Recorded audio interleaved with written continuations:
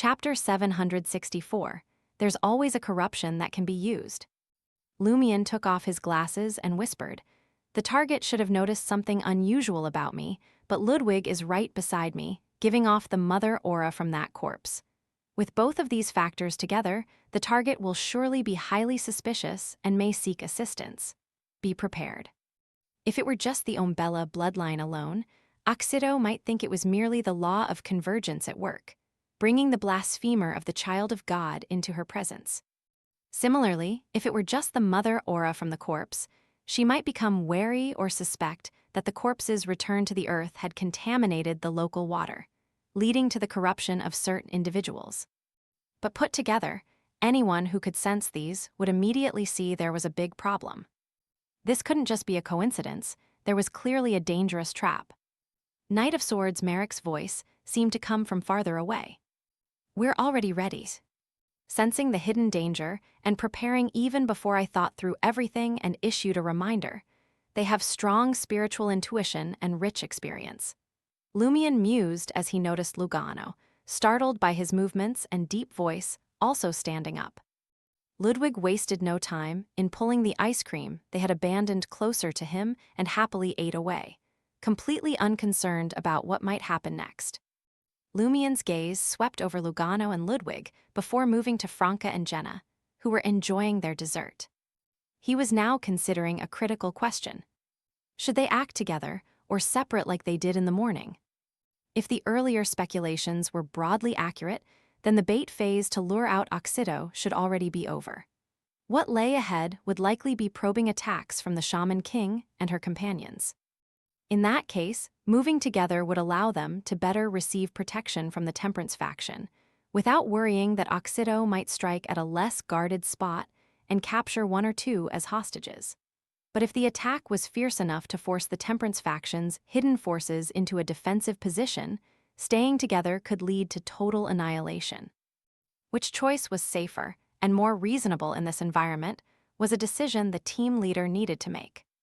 Lumion walked slowly toward the restaurant's entrance, mentally filtering through the questions and speculations he'd considered earlier. He thought of his own description of the spirit realm in Raklev. A rudimentary, localized underworld. Underworld? Lumion's eyelids twitched, and he quietly asked again, "Can any of you see or sense the underworld?" He was asking whether zombies and wraiths could detect the underworld. Knight of Swords Merrick quickly answered, "No, unless someone directly opens the door to the underworld or is already from there. Otherwise, it can only be sensed through certain traces." Before the underworld anomaly, it was possible. It was possible before the underworld anomaly. Is this inferred from ancient records? Lumion wasn't particularly concerned about this. Instead, he was more interested in something else. If Oxido has indeed begun integrating the local spirit realm into her paramita, does that mean her paramita qualifies as a small-scale underworld? Moreover, it had to be a small-scale underworld that was still bound to this region. Otherwise, based on Lumion's understanding of paramita, Oxido could have easily taken her paramita away and left the area. Of course, it's also possible that she hadn't achieved another goal yet. A small-scale underworld. Lumion muttered to himself and then walked toward Franca and Jenna, smiling as he said, "I heard Chabon Street is unique to this area. Would you two lovely ladies like to be my guides?" Chabon Street was where Franca and Jenna had first noticed the temperature drop slightly, indicating that they might have encountered Oxido there. In the eyes of the nearby customers, Lumion's invitation was a blatant attempt to arrange a date. However, Franca and Jenna exchanged a glance and understood that Lumion was suggesting they should act together, with Chabon Street as their destination. "Sure," Franca and Jenna smiled in unison and stood up.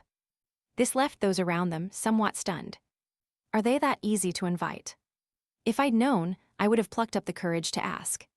Together, Lumion, Franca, Jenna, and the others strolled toward Chabon Street, exchanging relaxed remarks about their impressions of the city.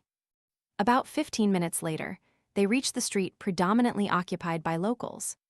Gray-white stone houses stood in rows, appearing rugged yet solid. Outside each house, strips of wool hung, adding a vibrant, exotic touch that distinguished it from the Star Highlands. Compared to other streets in Raklev City, the locals here were more likely to wear traditional clothing. Dark red woolen robes for men and brightly colored skirts for women.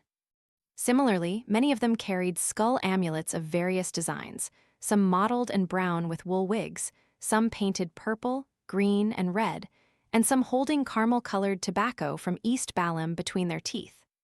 Others appeared as white as jade, with dark eye sockets and insects crawling in and out. Standing at the entrance to Chaban Street, Lumian paused instead of moving forward, signaling Franca and Jenna to stay slightly behind him.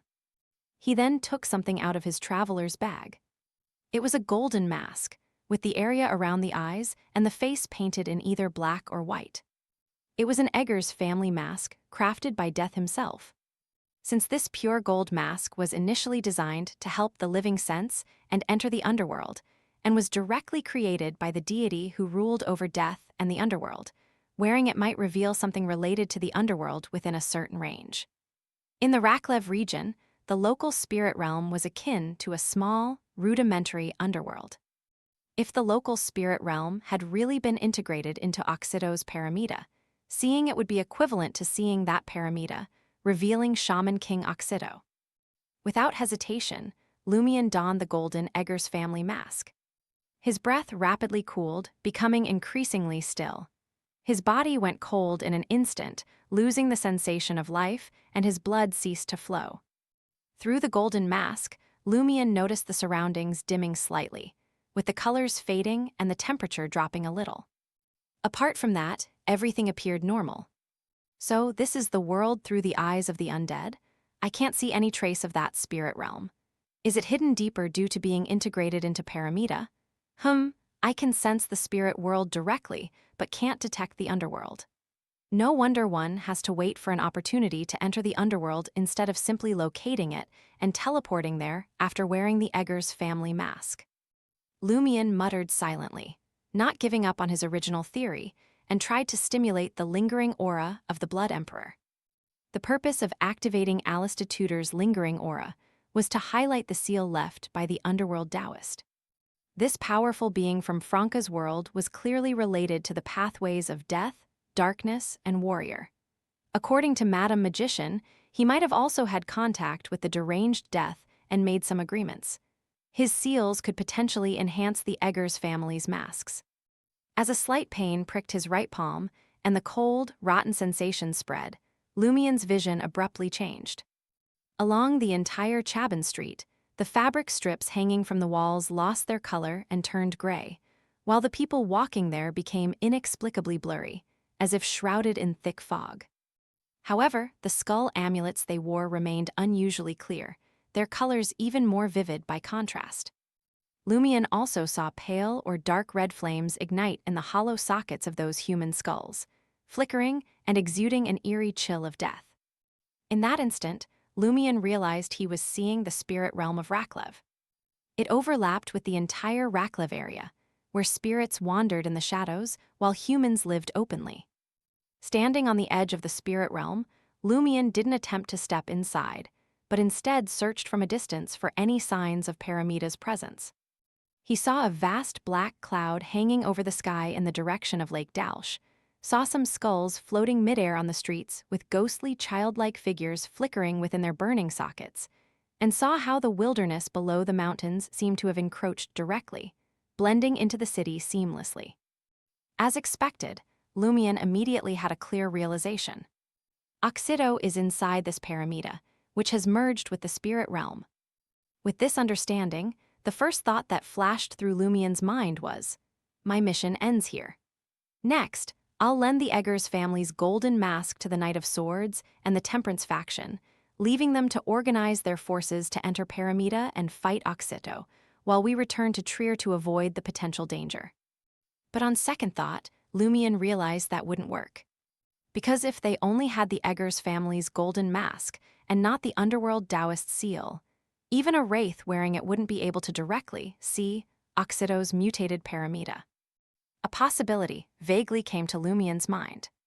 He said in a low voice to the hidden Knight of Swords Merrick, I've found Oxido's Paramita. First, take the Two of Cups and the others to safety. Then, as wraiths, attach yourselves to me, and I'll lead all of you into Paramita. All right. The Knight of Swords' somewhat ethereal voice couldn't conceal his joy and malice. It was directed at Oxido.